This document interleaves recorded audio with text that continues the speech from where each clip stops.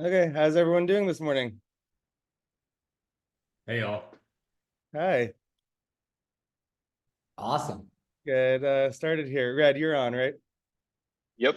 Let me see if I can share my screen.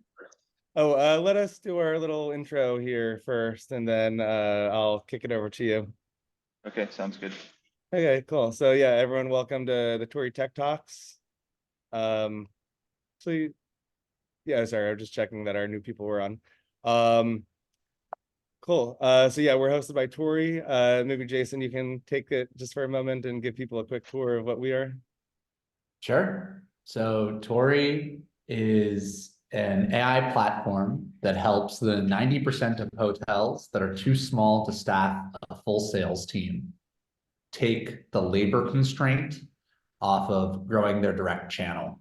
And that means that we sit behind the website, email, phone to do and automate communication and everything that happens in front of a keyboard, removing more than half of the work involved in customizing a sale for hotel rooms. Awesome. And yep, so we're the world's first and fastest growing And AI fastest sales growing. platform for hotels by definition. Yeah, and I think we're pretty good on new team members at the moment. We just got two really fantastic people last week. But yeah, if anyone is interested in investing or has, partnerships in the hospitality space, definitely reach out. So glad to host these presentations. Yeah, so Red, you want to take it over and maybe just give a quick intro to yourself as well? Sure, yeah. So my name is Red Giuliano. I'm the CEO of a company called Zero True. Basically, what we're doing is we're building the next Jupyter notebook and cloud platform to deploy these notebooks on. So, yeah, the presentation that I'm going to give today is going to be from one of these notebooks. So, yeah, happy to get into it. Cool. Yeah, are you able to take over the screen share? No, not while you're screen sharing. Okay. All right. So, just so everyone, can everyone see my screen? Yep. Cool. So, this is what our product looks like. It does look, a decent amount like a Jupyter notebook, but maybe a little bit more professional. And so yeah, you can write Python code. We also have built-in SQL and text and Markdown, and the text is you can see it here. It's more of like a Word document than Markdown. So for those who aren't as familiar with Markdown, but still have ideas to contribute, it's a nice little feature. But just getting into what I wanted to present today, I wanted to do something just a little bit more practical and applied.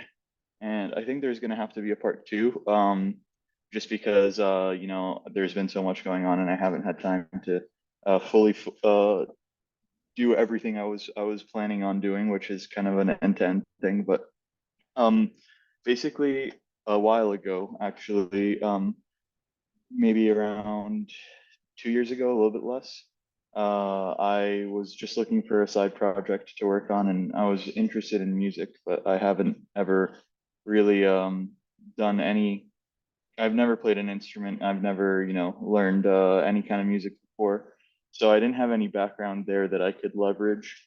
And it seemed like a pretty, long journey. But I did have a background in math, and so I thought it'd be interesting, to see, there's a lot of patterns in music, and how can we leverage these patterns and this predictability to actually, create new music without me having to, take the traditional route.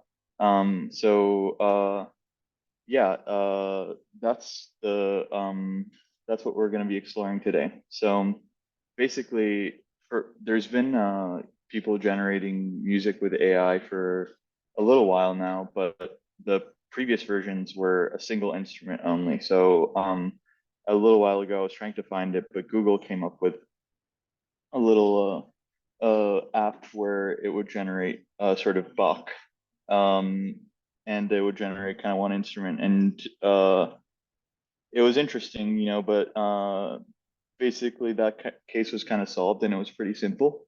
But it was unclear how to do multiple instruments because uh, there's just weird stuff with the timing of things happening at the same time, different instruments at the same time, and how do you encode that? And so that took a lot longer to solve. And now there's, some solutions. I wouldn't call it a fully solved problem, but there's different approaches. So I just kind of want to walk you through my train of thought when I was approaching this problem and explain, why I chose the approach I did and show you some code for how to get there. So the first thing is basically what is the data representation for a song, right? And one way to look at it is well, it's an audio wave, right? But it's like a sound wave. It's like multiple sound waves over time, right? So there's a way to encode this as an image where you encode sort of like highest frequencies at each second during a song, and then each second is kind of like one of the x-axis variables, and then you kind of this is kind of the visual representation of a sound wave. So one thing you can do is try to use a GAN or a diffusion model. For those of you who are familiar, these kind of blew up a little while ago with the image diffusion. GANs are not as popular anymore. They're a little bit overcomplicated. But basically, the idea is that we could potentially feed in a bunch of these sound waves into a GAN or a diffusion model and then have it generate new sound waves. And so also if anyone has any questions at any point and wants me to clarify on anything, like feel free to interrupt. Like I definitely would rather have this be more of a conversation. So yeah. But basically the idea was, okay, you can just get a bunch of these sound waves somehow, get a bunch of songs and then feed it in and then make new songs. But there's a couple of downsides to this approach. So the main thing is just the training cost. Because it's an image model, just there's so much data in each image, and realistically it would probably cost around 6 figures for a training run. And then, if it doesn't go well and there's problems with it, then it's just not that's not really a cost I was willing to accept to like have to retrain for 100K. So I thought, okay, that's like a big problem here. And then the other problem was that it's just not really easy to interpret or tune. There are like newer models that have come out, that actually let you do this a little bit more.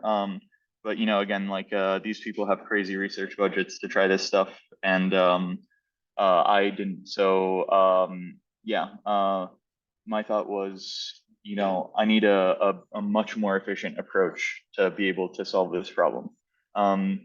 And the thought was, when you're playing a song, there's different parts of it, right? I wasn't a musical expert, so I had to learn a decent amount of this on the way. But essentially, you have the composition of the song, which is, what notes you play when, and then you actually have sort of the synthesis or the performance of the song.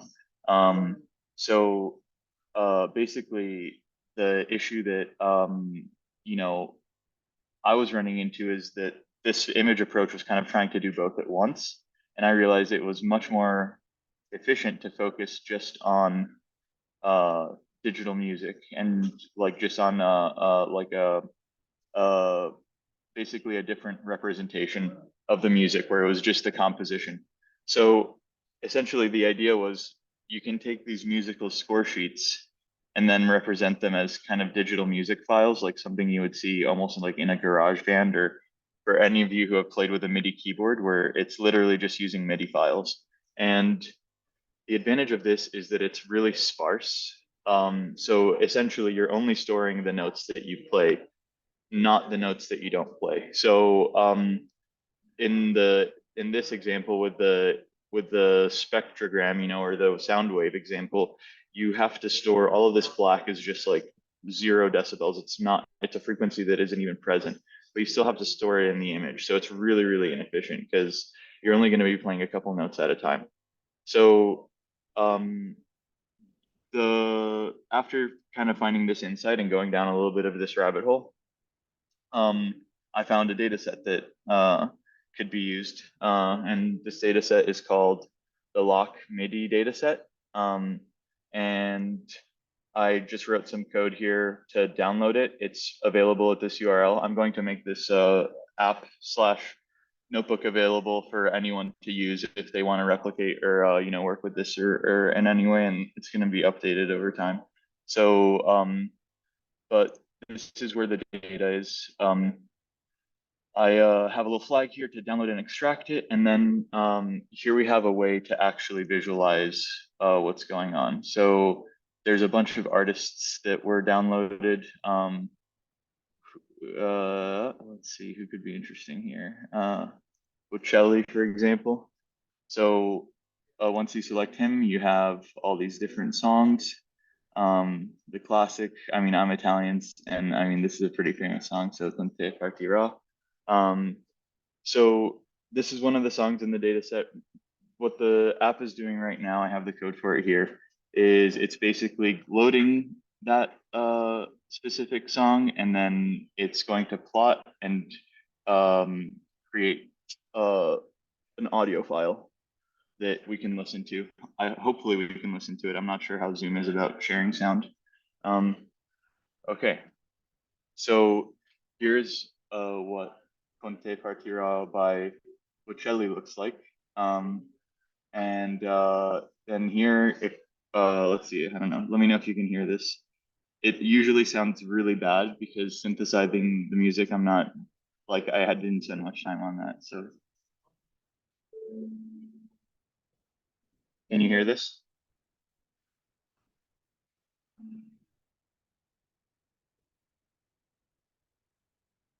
I don't think so. Okay. Let me see if there's any way to share sound. You might be able to share computer audio. Yeah, I just clicked share sound. So let me know if you can hear this.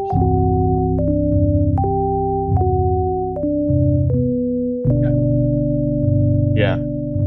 So there's, you know, tons and tons of artists in here and tons of songs. So it's you know, almost like a little music library, this app. So now that the data set is available, you know, we have the data in this format, and it's possible to tokenize it. So basically, for you know, those of you who you know, are unfamiliar, essentially the way these LLMs are working is just by taking your text and then converting it to a bunch of different integers, essentially, which are tokens. And what you can do is you can do the same with these notes in the song. So you can convert the notes into text, and then you can convert the text into tokens. So this is kind of what the song we selected, like what Conte Partirà. These are the first 100 tokens in the song. So basically, this is how we would go about, you know, representing this music in a way that a model like GPT or, you know, BERT or whatever you want at that point, you can start feeding these songs into a textual, you know, a causal LLM, and it starts just spitting out, you know, new music essentially and predictions for what the most likely next notes are. And what the insight here is that basically what you can do is you can essentially encode multiple instruments within one time signature, so one bar of music. Instead of writing, previously the problem was, you know, these LLMs have a finite attention window, right? So if you write down the entire piano score for a song, then it's not able to correlate how the drums and the piano are correlated, because by the end of the drums, the end of the piano, you have this weird kind of sliding window of attention that it's supposed to pay attention to that it's not able to learn on its own.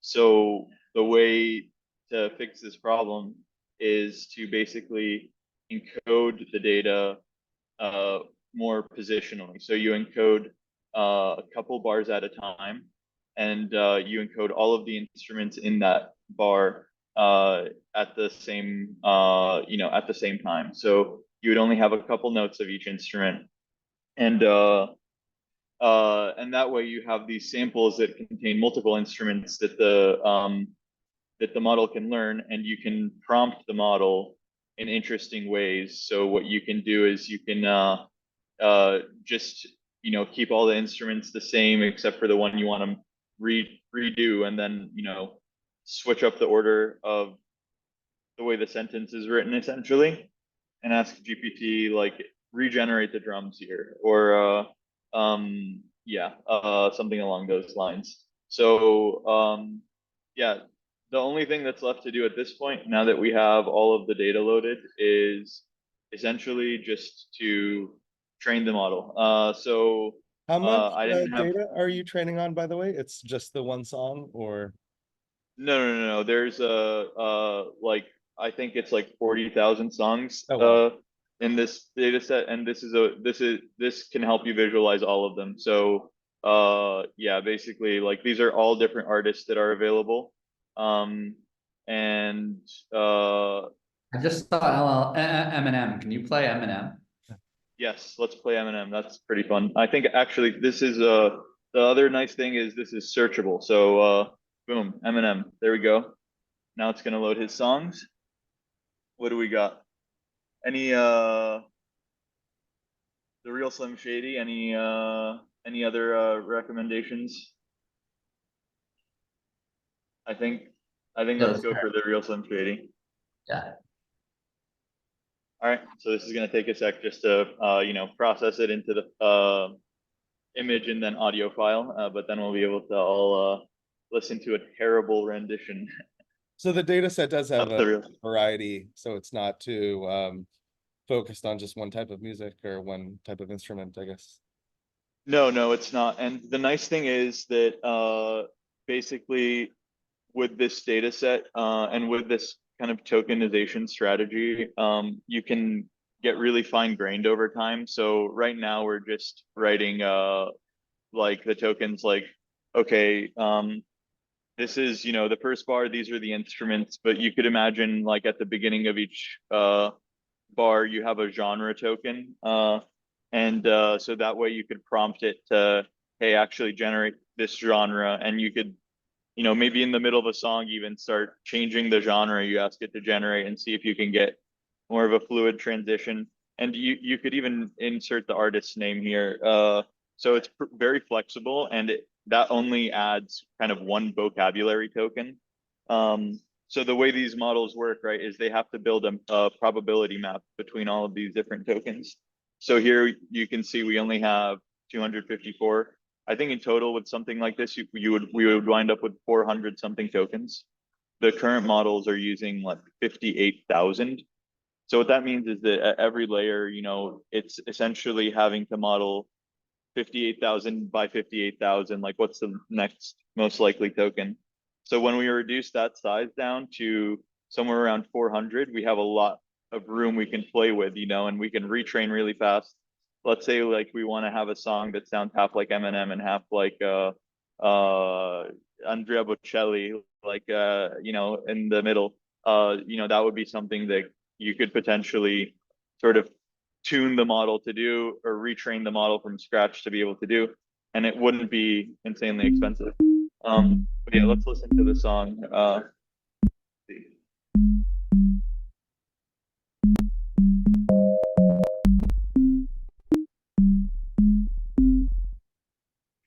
It really doesn't sound like it, but What did you said you did train this on GPUs for a little bit?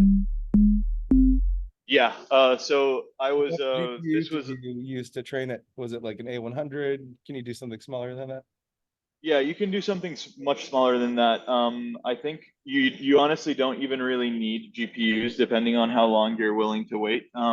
Just because the model can be so small, you can also just train like GPT-2 to do it. So all GPT-2 is really just kind of a smaller version of GPT 3 and 4. It's just like less parameters.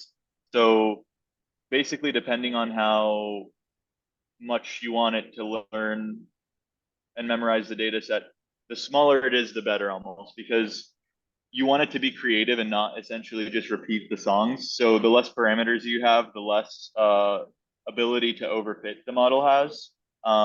So yeah, when I was training on an, I wasn't training on a A100 or anything like that. I tried to get access to them, but it was really early on in my like I just opened the AWS account and AWS was not giving me permission, and I used like one of just an old, like I just had 8 GB of GPU RAM when I was training, and it trained pretty fast. Within a couple hours, I was able to get some actually decent sounding little samples.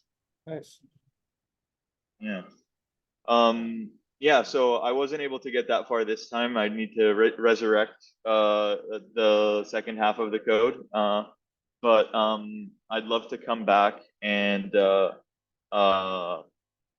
and do that at some other point. And yeah, if any of you are interested in using Zero True, you can install it right now. It's open source. Just pip install Zero True.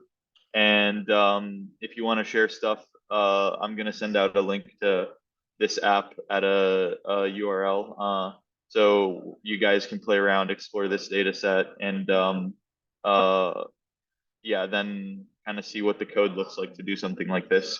So yeah, if you'd like to use something like this, then let me know, and I can whitelist you to use our cloud, and we have sort of custom compute profiles and all these different things coming, so that if you need to train on some larger data sets, we will eventually have access to A100s on there. So yeah, if there's any questions, I'm happy to take them. Otherwise, yeah, happy to uh, give everyone back some time, I guess. What do you think are some of the biggest pain points people experience in projects like this? Basically, like it's this whole cycle of having to go from data to UI, essentially, and you need everything in one place. So that's kind of why we built this, is because essentially what you need to do is you need to build this model, you need to build a visualization and a way for users to play around with it, and then you need to get feedback on, hey, what's going on, like why can't you use this effectively or as effectively as we'd like. And then usually that's a problem with the data, and so you have to go all the way back and fix, like redoing the data, like in a problem like this, right? Redoing the way that you encode the data requires you training an entirely new model, which means now you can encode stuff entirely in an entirely different way, right? So the example that we had with the artist, if that's something that people are requesting, that, oh, I'd like to generate, something in the style of an artist, now I have to rewrite, you know, all of the tokenizer and everything and retrain the model and stuff. And it's not that expensive, but then I also have to kind of figure out, okay, how does the new UI for this look? And it may not be something that we want to put into production yet. So can I spin up something really quick like this to kind of figure out, like, hey, does this even feel right or not? So I think it's just closing that loop, because, I think kind of in the last two presentations as well, right? The takeaway was it's always all about the data. At the end of the day, it's kind of a garbage in, garbage out thing. And if you don't realize why your algorithm is picking up on certain things, then you're never going to improve. So even like, for example, noticing that in this in this data set, there's some duplicate songs. Maybe not for Eminem, but for Bocelli, there was many duplicates. So those songs are basically going to have more of an impact on the data set. And so if everything starts sounding a little bit more like Bocelli, you know, how are you going to figure out like why that is unless you have everything in one place like this? So it was a little bit long-winded, but that's kind of in my opinion what the biggest problem is. I have a couple more questions. Yeah. Maybe I'll start with a self-interested one. So Jupyter notebooks, I guess in theory I've seen a kernel that supports Node and TypeScript, but I've never been able to get one of those working. Do you guys have any plans to support TypeScript? And part of that thought process is, we're continuously trying to push AI to the edge to be closer to the actual end users. So code can in that way can be kind of pushed from Python to Node and TypeScript. Do you have any thoughts on what it would take to support TypeScript? Do you guys have any plans to support that? Yeah, so our front end is actually written in TypeScript. Basically, the way Zero True works on the back end is you can write Python code, which is where a lot of this ML research happens, and it's kind of where it's pretty easy to prototype. And then it's just a package that you import, and you define UI components. And basically, when you do that, our backend is just kind of picks that up, formats like an API response almost. It's done over WebSocket, so it's not really that way, but basically it sends all of this, it sends a JSON essentially from the Python backend to the TypeScript slash, we're using Vue, but you could use whatever you want. But like that's kind of how it's rendering this image here. And then these UI components with this, the functionality where you can actually search. There we go. So yeah, so basically we can get pretty customized in terms of, if you have a UI that needs a certain type to like actually render the data that you have, we can basically define that type in this Python component and then send it to the front end that way. Yeah. So yeah, a little bit of a give roundabout answer. like a very specific example. So, we have a bunch of LLMs that are piped through LangChain, and they're used. We render them to get the outputs of these LangChains together to form, say, an email that we'll send back to someone. And because we lack the internal tooling at the moment, we don't have an efficient way of seeing what this rendered output looks like. The rendering takes place in TypeScript where we combine the outputs of these various LangChains together. So we basically have to like run the full actual program. So one way to solve that is to build out internal tooling to kind of be able to view what the outputs but diagnose these are the outputs of the LangChain. This is what the output of this rendering would look like. But ideally, maybe if there's a solution to Yeah. not build our own tooling, but use a tool off the shelf like this, potentially that'd be very valuable, right? Yeah, I think let's talk. We're still building out stuff, and the project is open source. So basically, like in the worst case scenario, I don't want you guys to do this. I want to be able to support this use case just because I feel like it would be, it'd be cool to collaborate. But basically you could fork it and build your own like front end component essentially that just renders immediately. Like as soon as you get the LangChain output, it pipes that output into the front end or into this tool and renders it immediately. But yeah, let's schedule a call for probably next week, I guess, because it's Friday. But yeah, I think it would be interesting to see, exactly like what the problem is. And I'm sure that there's a way that we can build like a custom UI component to support this. So yeah. Cool. Awesome. I'll pause before I ask more questions to see if anyone else has a question.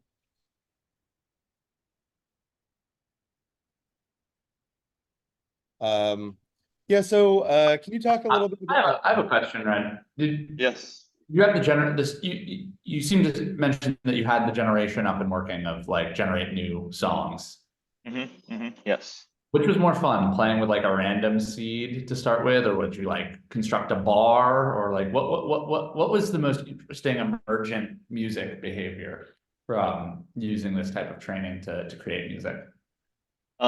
So I'll try to dig it up. It was on my personal laptop, but playing around with different instruments, what you generated first. And I was getting some really interesting music. Also, when I actually, at one point, my idea when I first started a company, I was still working my other job, and my idea was to try to monetize this music generation thing. But I just realized I didn't know enough about it, but basically really heavy bass and also vibraphone for some reason. Vibraphone, Yeah, yeah, an unloved instrument I that made know.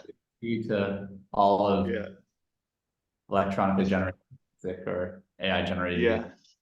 yeah. It was a really weird, for some reason, whatever songs were in the data set that contained the vibraphone, just were really like just added a little bit of interesting flair to whatever. So I'll try to dig up a sample and send it, and then I would like to come back with this notebook more fleshed out with the model, and have something that everyone can play around with, and actually hear what the most interesting thing for all of you is. But yeah, it was pretty satisfying actually, just getting the output of this stuff, because I was like, man, I could never just with my own, I could never write down these like notes, by hand. So yeah. Yeah. Okay, another one which I was wondering about, and maybe this is the wrong way to frame the question, but how many bars back, how much history was it considering in predicting the next token? So I was going 4 bars at a time. And basically what you could do is kind of, I'm guessing this is how Chat GPT and all these other models do it. At the time, it was a little bit more of an unsolved problem. But basically what you do is you just shuffle out the like first bar, and you can keep generating new bars to generate like a longer and longer song. So Uh, then it would stay more consistent if you shuffle out an earlier bar yeah. versus like potentially it would really diverge halfway through the song and be like very unusual in that way.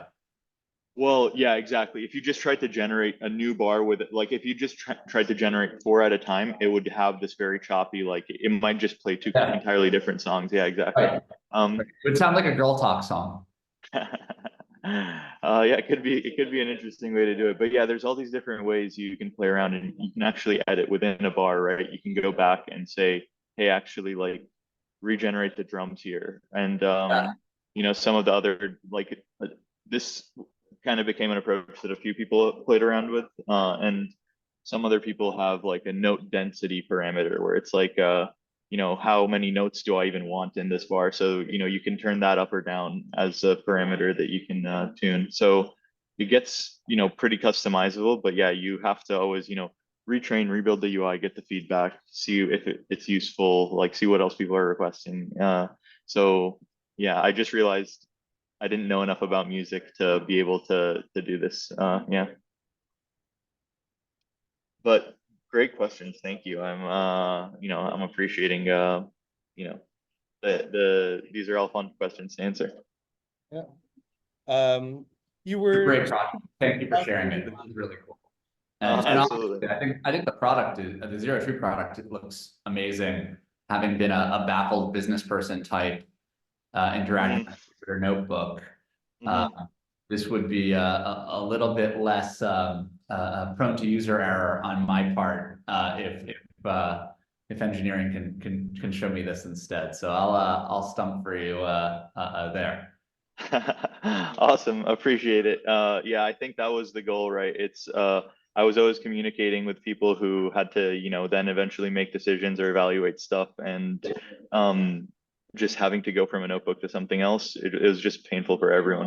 And having to show someone a notebook, for me, I didn't even consider it an option, because I was like, people are just, it's gonna break somehow. Yeah. Um, but yeah, Julian, I don't know if you had another question there. Yeah. By the Happy way, to I'll answer stand by whatever. to see Rahul's on. He's from Hopper and Bloomberg, and Hien's on from Walmart. Just saying hi to them. But yeah, you were talking a little bit about error analysis. I just wondered if you had any more comments on that. Do you have any good like high level takeaways on how to conduct error analysis properly and efficiently? To continue to iterate on the model.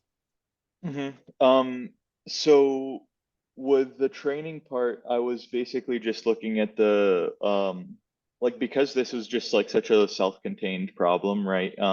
You can kind of just look at how well it's predicting the next token, and you have a in sample, out of sample data set, and then you see at what point am I overfitting, and then that's kind of where you stop training. And it's a weird context that this is in, right? And this is where I think that actually, in my opinion, Gen AI really shines, is basically there's not really a way to be wrong, right? Like because the syntax is so simple, it always generates instruments, ends the instrument, and then creates a bar, because it's very limited in what even the options are. So it almost, I never had it generate a song that couldn't be synthesized, essentially. So that's not something I ran into. I think that's something where if that were happening, you would just need to train longer, have a better model or a bigger model or something like that. But the good And thing just is, throw yeah, more like, data at it, basically. yeah, exactly, Yeah. exactly. But yeah, the When I nice thing say is error analysis, though, of course, I don't mean like actual, like the whole program breaks error. I mean, mhm, just like metric improvement. mhm. Um, Yeah, in this case, I yeah, guess would be, is it making the people who listen to it happy? Are they enjoying the music? Is it, bothering yeah, them? yeah. So there that like that's where it, like, I was trying to get this out. I didn't have zero true yet, so I was trying to build something that people could use. And yeah, I basically wound up showing it to some people who were they actually had they were producers, and they had their own little like studio and everything in Italy, and I randomly got introduced to them, and they initially seemed somewhat interested, but then they kind of, they were like, you know what, we actually like to make our own music. It's like, for us, it's like, uh, we don't want anyone to think that we're like using some kind of algorithm to cheat or whatever. So they were the main people I could have actually gotten feedback from, and that relationship kind of broke down because of that. And which is, I completely understand their feedback there. I think it makes perfect sense for them. And so um, yeah, I wasn't really able to really get like the kind of feedback that you're talking about, but I think, yeah, you just need to have enough users or enough data and be able to evaluate it well enough that you can kind of go back, and it takes thinking, right? Like, this encoding part is the main part, like that you need to think about, the way you actually write this song down into tokens. And so you have to collect a decent amount of data first, and then you have to really kind of just make an informed decision, right? And so in this context, I don't know enough about music to really like make that informed decision. With the hotel case, I don't know exactly what like the analogy is, but maybe using, if there's like, your hotel has like certain things that need to be maybe pulled from a database or something like that, instead of actually just like fed to the LLM, maybe you create a token, like, one of these that you train the LLM, okay, generate this token, like room number token, instead of like actually generating a room number, and then after the text is out, you like pull the room number in from a database query or something. I don't know, man. It's just brainstorming. But like, I think the thing is, you basically, like, the key is just like understand what's going wrong, and then really think deeply about the problem and the data you have available before you start again. Because even with this, like, the whole point of the beginning was, let's get the retraining cost as cheap as possible. But it's still expensive, and if it goes wrong, maybe you didn't waste 100K, but maybe you wasted a day of you trying something that didn't work. And and a day actually costs a lot at the end of the day. So yeah. Luckily, we don't have to do any training from scratch. I think we can do a lot of fine tuning, but yeah, absolutely. Yeah, for sure. I think, but even with I don't know how long fine tuning takes these days, but even and how expensive it is. But even there, I think you just want to go into whatever you're doing with a really strong hypothesis of, okay, this is like what's going wrong and how I can fix it. And yeah, you just need the knowledge of the problem, I guess.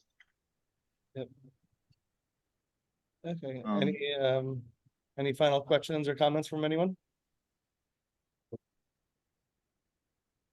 Yeah, and how are you doing this morning? Can you hear me? Yes, I can hear. Thanks, I'm good. well, awesome. I'm gonna stop sharing my screen then. I'll be sending everyone out a link with this application, and yeah, I'd love to get in touch with anyone who's interested in using the product. Like I said, it's open source, so you can get started on your own, but just user feedback is super valuable to us. So definitely please reach out. And yeah, that's all I have to say. I'll mute myself now. Thank you so much for your time. Awesome. Yeah, thank you so much for presenting. Thanks, So, Fred. yeah, I just want to go over the schedule. And for the next couple of weeks, we have Wyatt presenting on the 24th, improving diversity of common sense generation by large language models via in-context learning. And the week after, Peter's presenting. He said I don't have the exact paper yet, but I think it's going to be on the agentic LLMs, basically using LLMs to perform actions upon the world, which is really cool. And I know we have a spot open the week after that. Red, maybe I may ask you to do the second part of your presentation then. Otherwise, the week after that, we have Jason Nichols, former head of AI at Walmart, presenting, and he's going to get back to me with his paper as well. So thank you so much, everyone, and have a really amazing week. Thank you, Julian. And yeah, I'd be down. I don't want to steal the slot from anyone else, but it'd be fun to do a part two. And yeah, thanks everyone. That'd be good, Red, because otherwise I'll have to present my my undergrad thesis, and nobody wants to do that. Just fair warning, it used a lot of stata. So Oh, okay, yeah. Now that I hear that, I was gonna maybe make you do it, but now that I hear that, I take it back. I have a useful skill, not at all. All right, thanks guys, appreciate it. Thanks, guys. Have an amazing week. Bye.